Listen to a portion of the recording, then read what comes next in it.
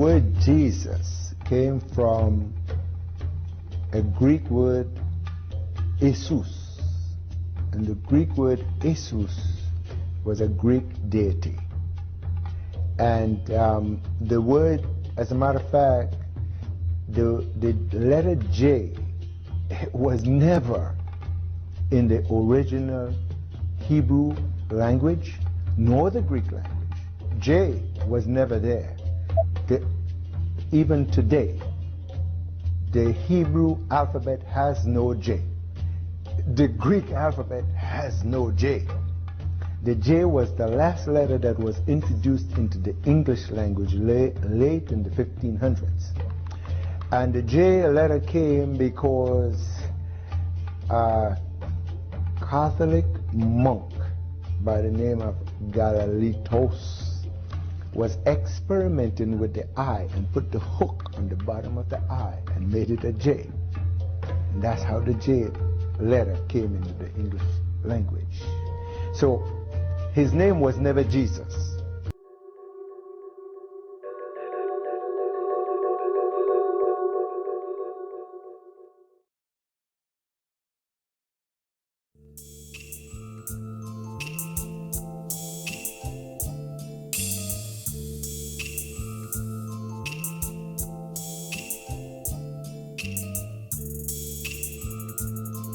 All praises to the Most High, the creator of creators, the framer and the shaper of all. I had a few requests for me to verbalize some of the information, and I wanted to go ahead and start by going in on the origin of the letter J in its addition or recent addition to the alphabet. This construct was actually introduced into the alphabet recently within the last 500 years. But before I go in on it, let me show you something that I came across. Here is an ancient map of Jamaica, not Jamaica, Jamaica. This shows you that before the letter J was introduced into the alphabet, that lands and words that now are corrupted and basically given a different meaning were usually beginning with the letter I. Now this is Jamaica, Jamaica, and you see the Negretto, and we know who those people are or what classification they fall up under. Okay, so let's see. Letter J, as we see, looks like a variation of the letter I with just a hook on it. Now, going into the history of it,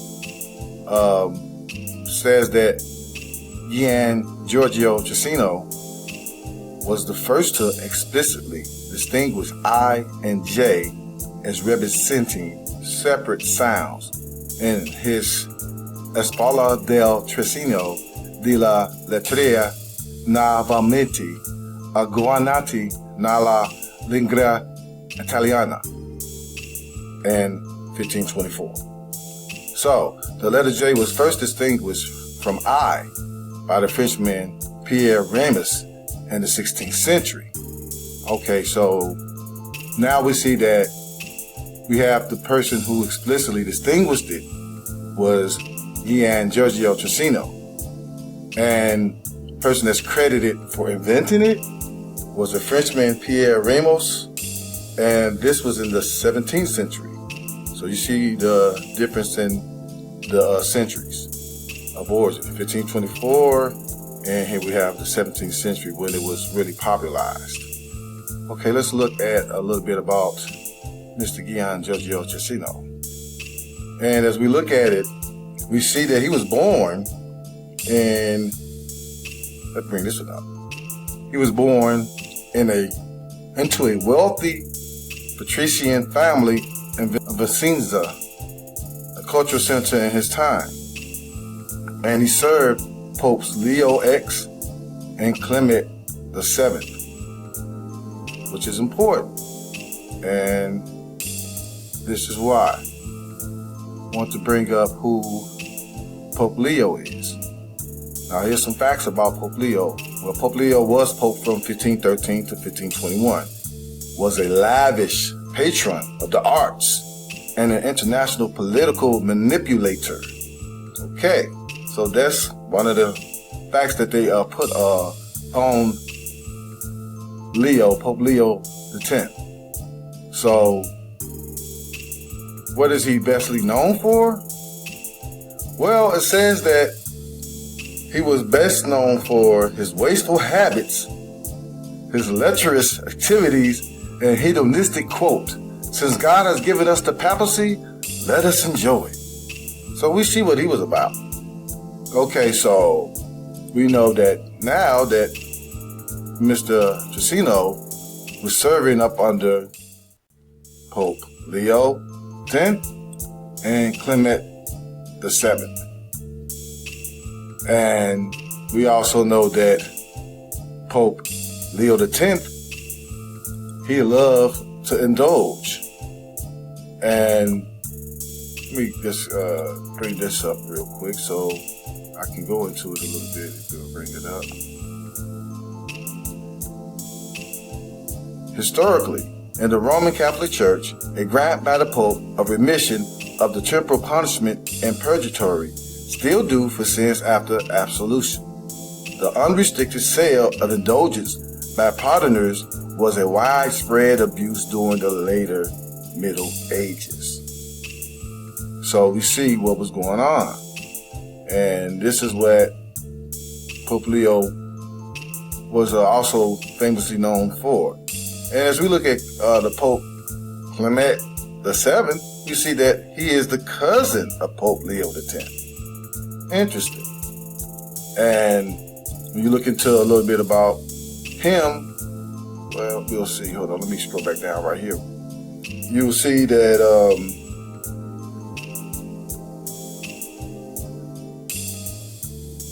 like the preceding popes, Alexander the Sixth and Julius II and Leo X, Clement appeared to his contemporaries primarily as a Renaissance prince preoccupied with Italian politics, the patronage and enjoyment of Renaissance culture, and the advancement of his family.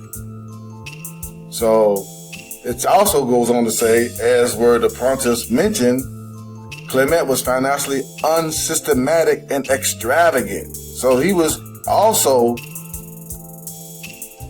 a believer of indulgence. Indulgence. Okay. Found something else interesting in the Mormon Delusion.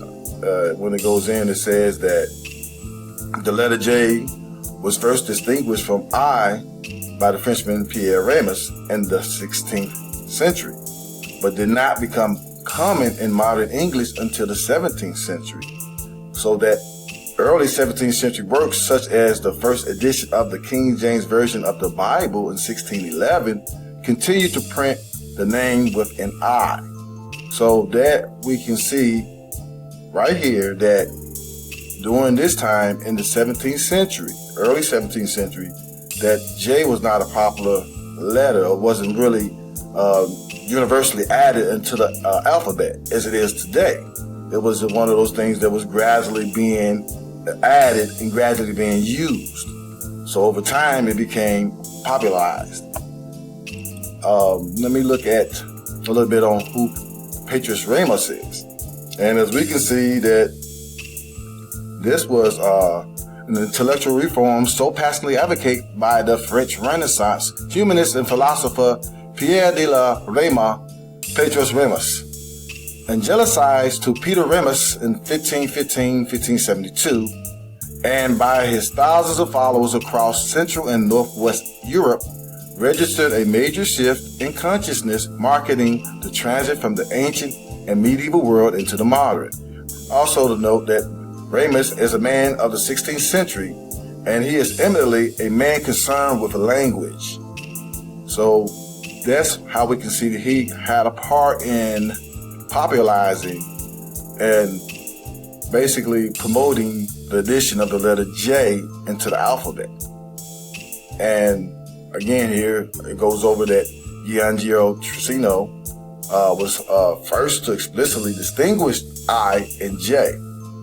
And it was Ramus who actually popularized it. I wanted to go over something else just so you can see. Ramus, actually, the Frenchman Ramus, is during this Renaissance time, 1572, during this Renaissance time, this is also when, a lot of the explorers start exploring. But what I found interesting is that I saw that the French colonization of the Americas actually occurred before the French colonization of Africa, which I found very interesting, considering the proximity.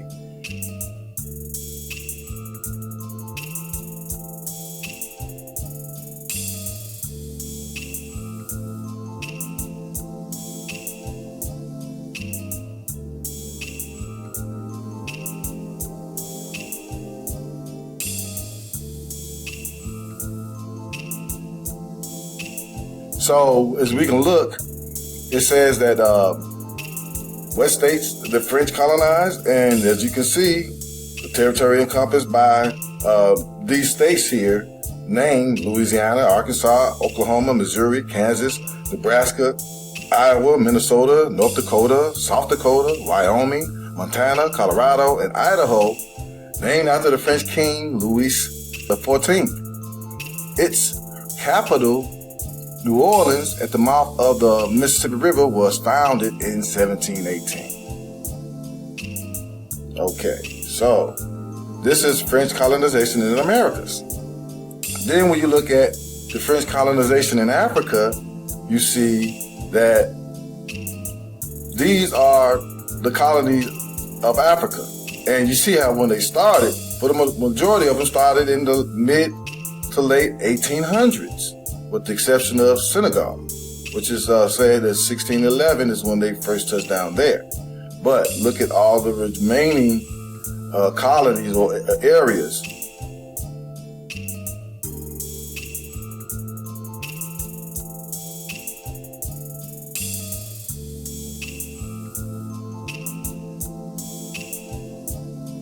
And it says more items. So this is just some. Is there more? Okay. Is it in Africa? French North Africa? French West Africa? French Equatorial Africa? East Africa? Indian Ocean? Okay, so as you can see, these dates, the majority of them are in the late 1800s, which is very recent. And also I wanted to bring up something, bring into the French.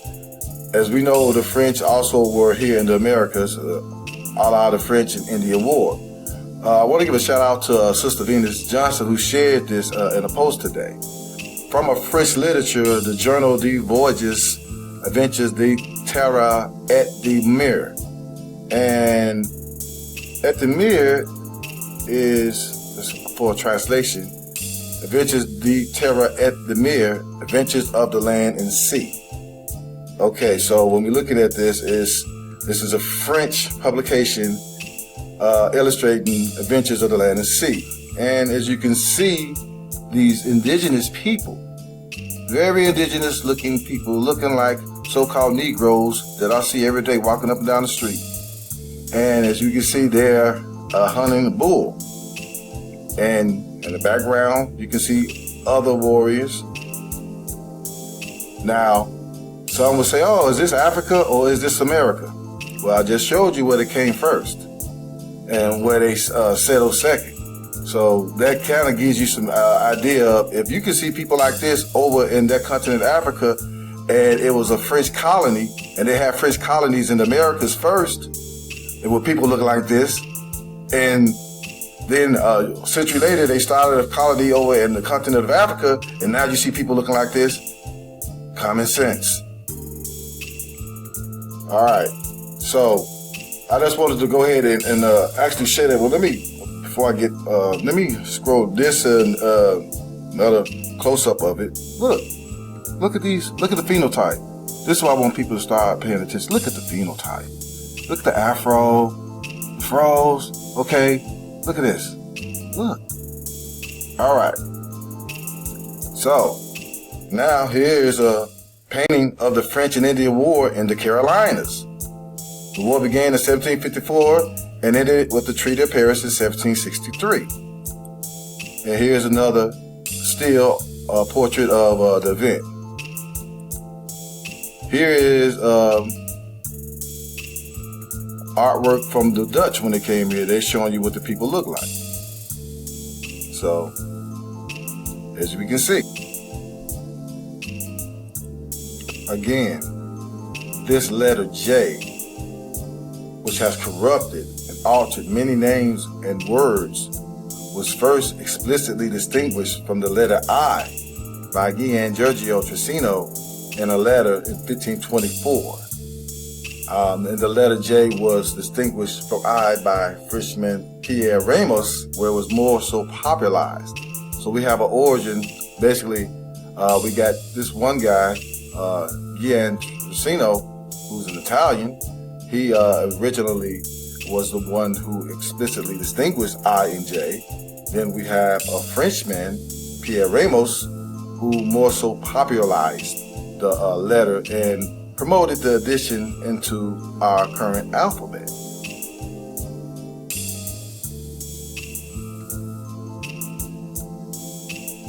So interesting, I wanted to go ahead and share that information with you guys so that we understand that when we see names and words starting with this letter J, that's something that has just occurred in the last few hundred years. There's nothing ancient.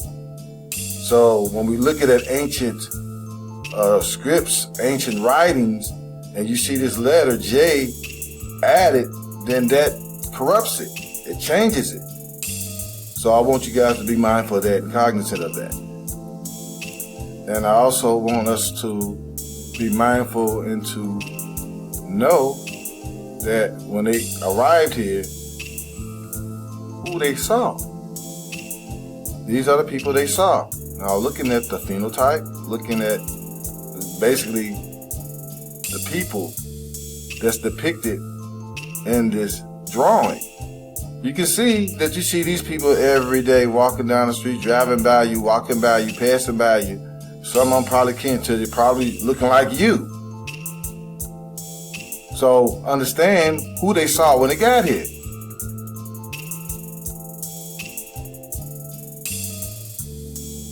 And compare it with some of the other historical drawings. Look at these phenotype. Look.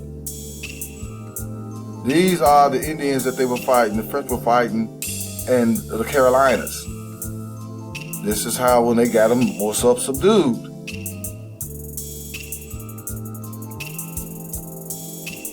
Common sense. Common sense.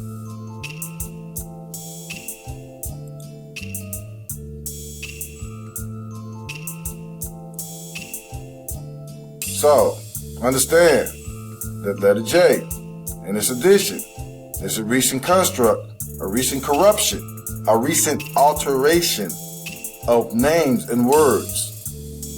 We must be mindful of that as we sift through the dirt to get the gems.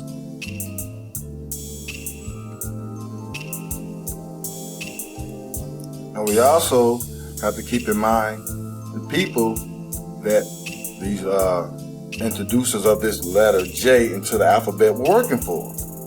And looking at this Pope Leo X, he was basically selling indulgences. So we got to understand what he was doing and how manipulative he was, how manipulating basically his approach, and how he was mixing this with this Christianity or this religion, this Catholicism that they were pushing, and the effect that it had. And now you can tie all of that into this letter being introduced into the alphabet and being put in front of specific names, biblical names, historical names, to corrupt them, to alter them. So keep that in mind.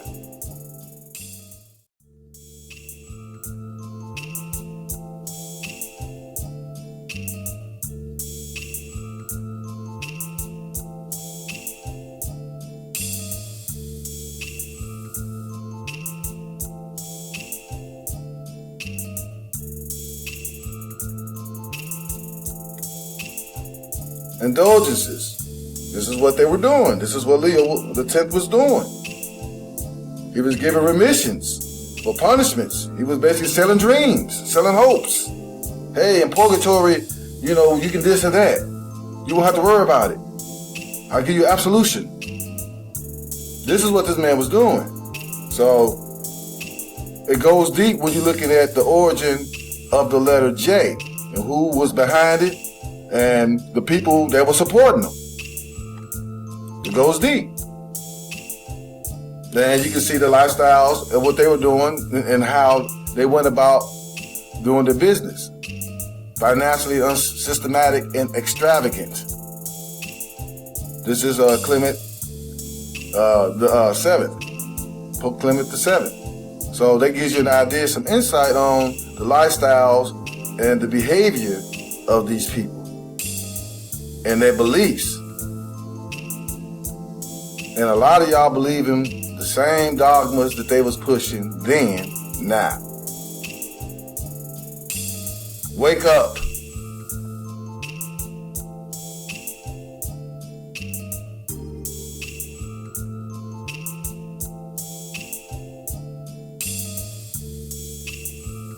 And we must also remember that French colonization occurred in the Americas first, beginning in the 16th century. And you can see some of these areas here that were basically considered the colonies or territories of the French. Then when you look at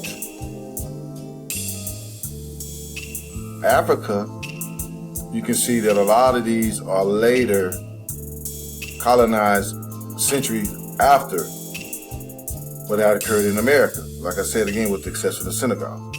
Pretty much the rest of these territories, for the most part, were all late 1800s, early 1900s. And when we're looking at in the Americas, we see the 1500s, the 1600s, all up and down here. All these are 1600s, 1635, 1648, 1604. So you can see that this colonization of the Americas by the French occurred in the Americas a century before the colonization occurred in Africa by the French. Where is that at? Scroll back there. Yep, right here. As you can see, the dates, a century later, in the 1800s, late 1800s, early 1900s, for the most part. So that should give you your answer. That when you see things like images like one that I had shared, this one. When you see images like this and you see indigenous melanated people and they try to assign them to a particular region, what we have to understand is origins are what basically counts, where they originally came from. So if we have, according to historical records, if we have the French colonizing the Americas prior to the colonization of Africa, it's basically common sense from that point. To see that, okay, well, they came here in the Americas, you know, in the 1600s. Starting in the 1500s, up through the 1600s into the 1700s. And the majority of the territories was Louisiana, Arkansas, Oklahoma, Missouri, Kansas, Nebraska, Iowa, Minnesota, North Dakota, South Dakota, Wyoming, Montana, Colorado, and Idaho. And then the name after the French king, Louis the 14th, the capital of New Orleans, at the mouth of the Mississippi River in 1718.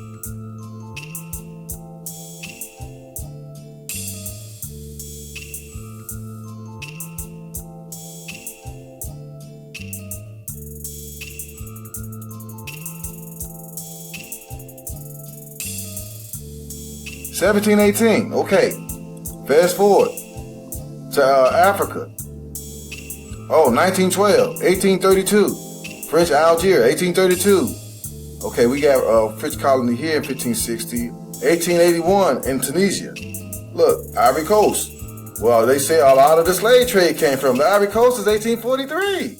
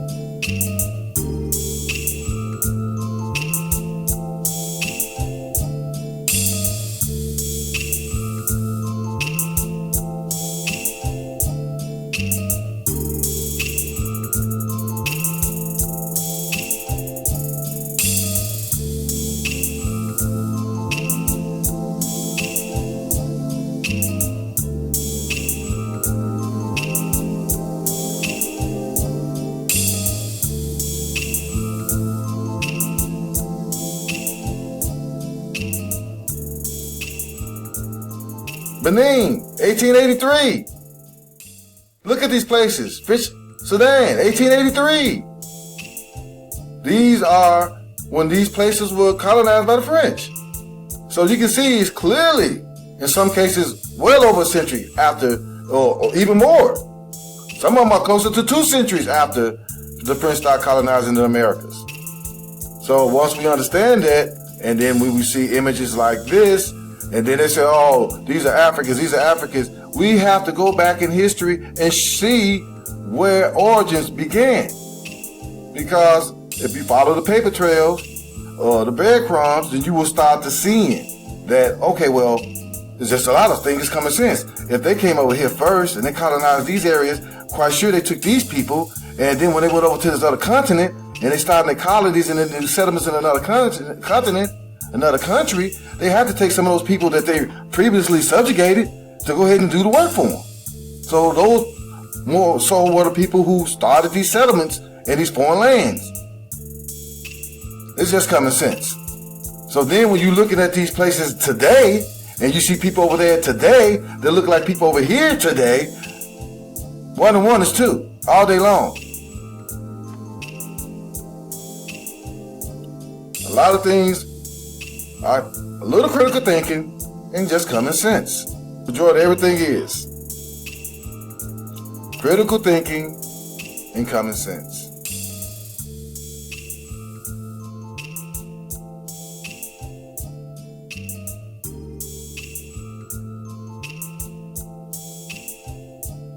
One of the things that you will hear a lot from the Hebrew Israelites is that Jesus didn't exist because the letter J wasn't invented until about 400 years ago or something like that.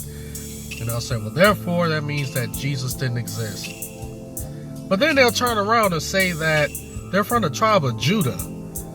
Now, if you're going to use the same logic that since the letter J didn't exist until 400 years ago, how can you say that you're from the tribe of Judah when Judah starts with the letter J? So that means that you can't be from the tribe of Judah, and that Judah didn't exist since the letter J didn't exist until 400 years ago.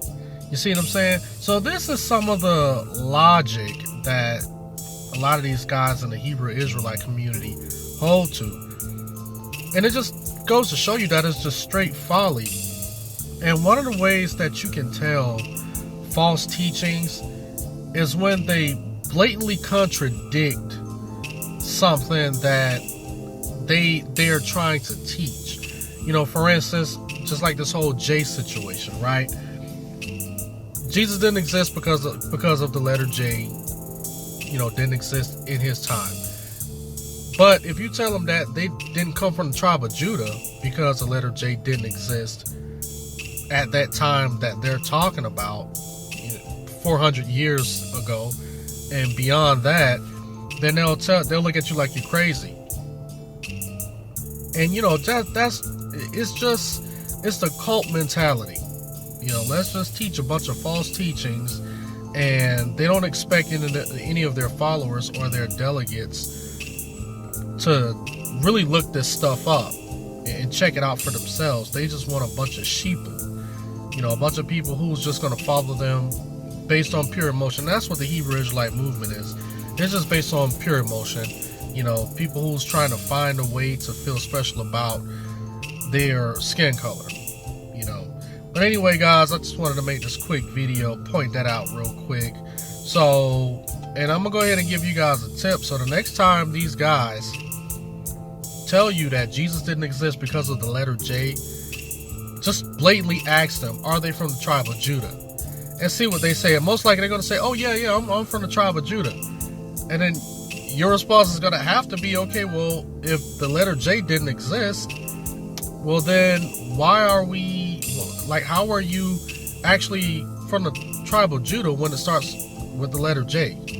So, as always, guys, like, rate, share, comment, subscribe. And you guys have a blessed day.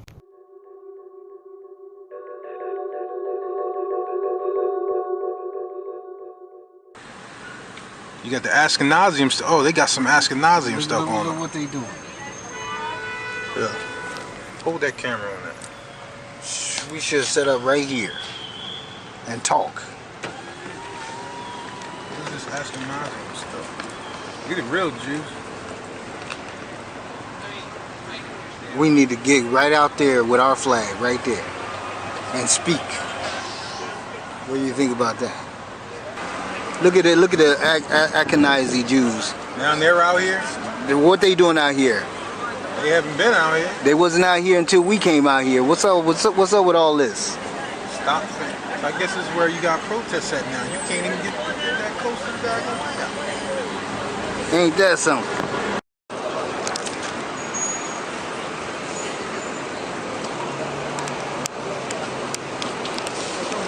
Protest for Gaza. What is it? Against the Prime Minister of Israel. We are for Gaza. You're for Gaza, the Gaza Strip? Yes. Oh, okay. We are against the state of Israel at all. You said you're for Gaza? Yes, we are against the state of Israel. You're against the state of Israel? Yes, we believe, the Jewish belief is against the state of Israel. Are you for the real return of the real children of Israel? We believe that all Israel need to be returned to the Palestinians. Do you know that the black man in America is Israel? That he's Jews? Do you know that? Yes. You- Yes. you- Yes. you- Yes. you- Yes. you- Yes. you- Yes. You do? I hear from this concept. No, what? No, the concept. Do you know that it's true that the black man in America, certain people scattered abroad, are the real Jewish or the real Jews or Judah, According to Torah. according to the Holy Bible? You are Deuteronomy Muslim? 28. Huh? You are Muslim? No.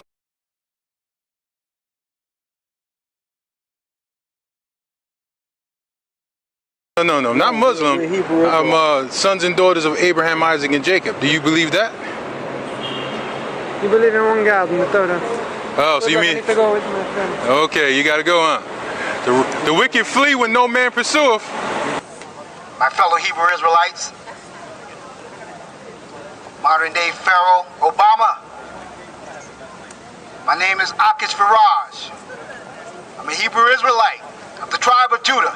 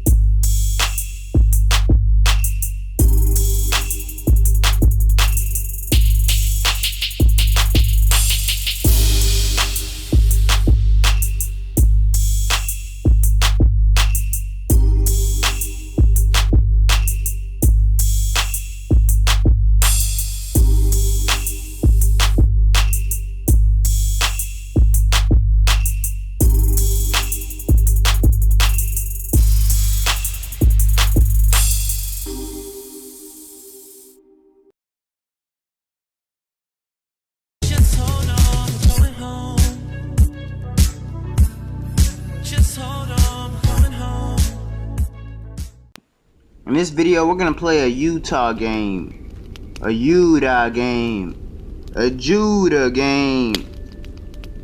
What we're gonna do is we're gonna read Hadabarim, chapter 34, starting at verse 1, and every single place it mentions, we're gonna type it in to Google Maps and see if we can find it in Utah. So the first place it says, and Moses went up from the plains of Moab. So let's see if we can find Moab in Utah. So as soon as I click M, Moab is the first thing that pops up for Utah. So it takes me here. Let's click the image. Let's look around. Moab. Here. Why would this place, this desertous place, randomly be named Moab? Like, think about it. So it says, unto the mountain of Nebo. And when we type in Mount Nebo, it pops up for Utah. Let's look at the images. Now, would you look at this beauty? Why would this mountain randomly be named Nebo in the land of Utah, or Judah, or Judah? To the top of Pisgah. Now let's look up Mount Pisgah in Utah. And boom, just like that, it shows up. Let's see if we can get any images. So this is the only image they would give me, and it's from satellite view. But why would this mountain randomly be named Pisgah in Utah, Judah, or Judah? That is over against Jericho. And here we go, Jericho, Utah. It does pop up. And look, the land of the palm tree. And Jericho, Utah, right here. Remember, Mount Pisgah was right here. Mount Pisgah was over and against Jericho. Let me show you something about this Dead Sea, or this Salt Lake. It used to be much bigger. It used to be a sea. It's so salty that no type of animal can live in this water today because the pH level is too high. Do you see all this white area? That's the salt trails. That's where it used to be. It dried up a little bit. This sea was so big, it stretched all the way over here to the Pacific Ocean. So in the book of Jonah, Jonah was right here, but then the Most High called him to go to Nineveh, aka the city of sin. So he crossed over the sea, and then the storm came. They threw him in the water, but a big fish got him, and he turned his butt back to Nineveh, Nevada, and he went back to the city of sin, Las Vegas, to teach the people, to correct them, right? So that means Joppa and Tarshish are somewhere like over here. And the Most High showed him all the land of Gilead. So when I type in Gilead, it tells me it's near Utah, but when I search for it, Gilead still pops up in Utah. It's in Utah. I think Google Maps knows what I'm doing, and they trying to throw me off. But yeah, Gilead is in Utah. Unto Dan. So I type in Dan for Utah, nothing pops up, but Daniel does pop up. That's because Smith and all his boys changed these names of the lands. The aboriginals, the indigenous, the Israelites of this land already had names for this land, but they changed it to Daniel. But either way, it's still a Hebrew name. Dan means judge. Daniel means judge of God in Hebrew. Now when I type in Naphtali, Utah, they're telling me it doesn't pop up. But if Dan is right there, then Naphtali, you know, through common sense, should be around somewhere around here. The reason I say that is because they try to set it up like that over there in the Middle East. They try to put Dan right here by a lake and Naphtali over here, but they could have just changed the name. See, it says, and all Naphtali. And yes, Naphi or Nephi, they changed it. Yes, it does pop up. So yeah, Nephi in Utah, Judah, it is a thing. It's a thing. And the land of Ephraim. So Ephraim, Utah, it pops up. It's a thing. Actually, it's one of the major cities of Utah. See, Ephraim, Utah. It's one of the major cities in Utah. Now, why would the tribes of Israel randomly be named in this place, and the mountains, and all the territories? That's weird, right? When I type in Manasseh, Utah, nothing really popped up, but it did just take me to this little area. But if this common sense, if Ephraim is right here, we know that Ephraim is the brother tribe of Manasseh. So Manasseh would actually be north of Ephraim, right? And all the land of Judah unto the utmost sea. So let's type in Judah, Utah, and see what we get. So they're telling us it's no match is found. Well, let's click search anyway. But the crazy thing is, it tells us there's no match. I think they know what I'm trying to do. But they still took me to a place named Golden Spike National Historical Site. And where is Golden Spike, you may ask? Unto the utmost sea. Remember, this sea used to be a lot bigger. It's just like the Dead Sea in the Middle East. Okay, you can float on it. You cannot sink in it. It's so salty. It used to stretch all the way to the Pacific Ocean.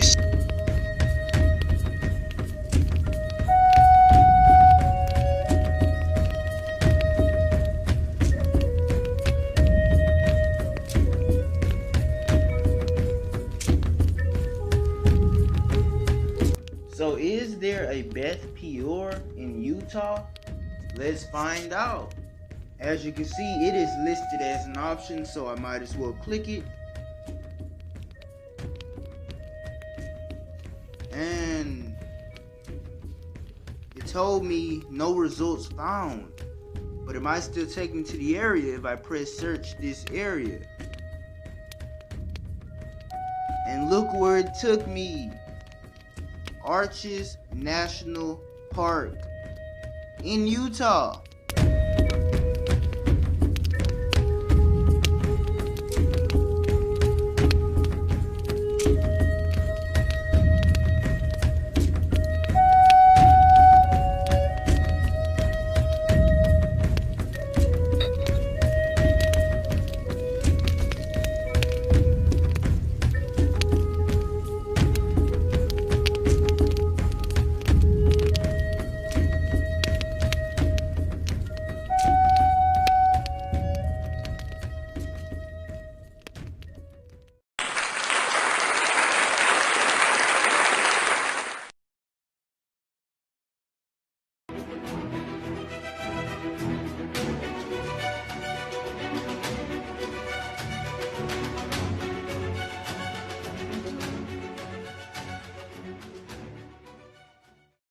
Welcome to another edition of Translation and Interpretation.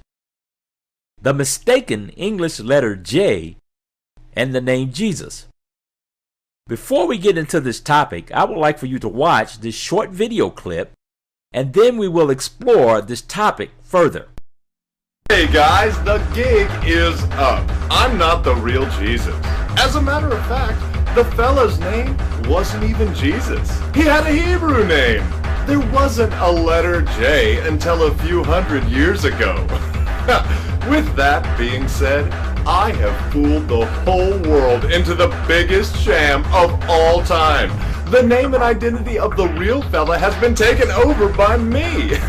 There are thousands of paintings of Jesus and they don't even come close, which serve to replace the real fella who probably looked more like Morgan Freeman. But who cares? The truth doesn't matter as long as you pay your tithes.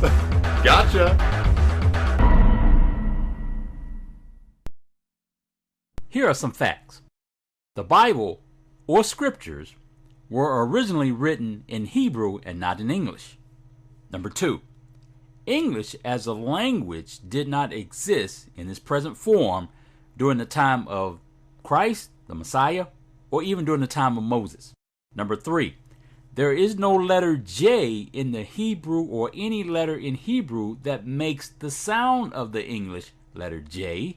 Number 4, in the 1611 version of the King James Bible, the letter J does not appear.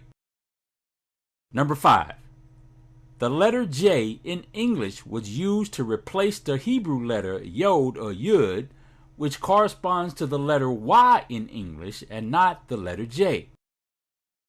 Now let's take a look at Acts chapter 7, verse 44 from the King James Version of the Bible. Our fathers had the tabernacle of witness in the wilderness, as he had appointed, speaking unto Moses, that he should make it according to the fashion that he had seen. Verse 45, which also our fathers that came after brought in with Jesus into the possession of the Gentiles, whom Almighty drove out before the face of our fathers unto the day of David. Isn't verse 44 and 45 of the book of Acts, chapter 7, speaking or referring to Joshua, the son of Nun? Of course it does. Look at the same passages from other versions of the Bible. Acts chapter 7, verse 45 from the New International Version. Having received the tabernacle, our fathers under Joshua brought it with them when they took the land from the nations. God drove out before them. Let's take a look at Acts chapter 7, verse 45 from the New King James Version. Which our fathers, having received it in turn, also brought with Joshua. Acts chapter 7, verse 45 from the American Standard Version. Which also our fathers, in their turn, brought in with Joshua. Acts chapter 7, verse 45 from the English Standard Version. Our fathers, in turn, brought it in with Joshua. Now that we know that the King James Version of the Bible translated the name Jesus when it should have been translated more closely to Joshua, what does this mean? The Messiah's name, or Christ, is more closely related to Joshua instead of Jesus. But before we draw that conclusion, let's look up the name Jesus from a biblical perspective. At this point, we need to use a concordance. A concordance is like a Bible dictionary that defines words from the scripture. Now, if you're not familiar with a concordance, I suggest that you become familiar with a concordance immediately. Strong's concordance for Joshua, for the name Joshua, is G, which stands for Greek, 2424, which has its Hebrew origins from Strong's concordance number H3091. H stands for Hebrew. Now, the Hebrew name behind the name Joshua is this name written in Hebrew. Hebrew is read from right to left. The letters transliterate into English as Y, H, U, SH, U, and then the letter A. Some say that the English letter A in Hebrew is pronounced as A or A. Joshua, which should be Yahshua, because there's no letter J in the Hebrew language, it is a contracted form of the Hebrew spelling. The non-contracted form is pronounced Yahushua or Yahushua. This is a 6-letter pronunciation, but there is also a 5-letter pronunciation, which you will hear many say, Yahusha, which seems to be a defective writing form in both the Masoretic text as well as the Dead Sea Scrolls. However, this is not definitive as of yet. Both the 5- and 6-letter spelling appear in the Hebrew Scriptures. Until next time, this is the minister. Shalom, shalom.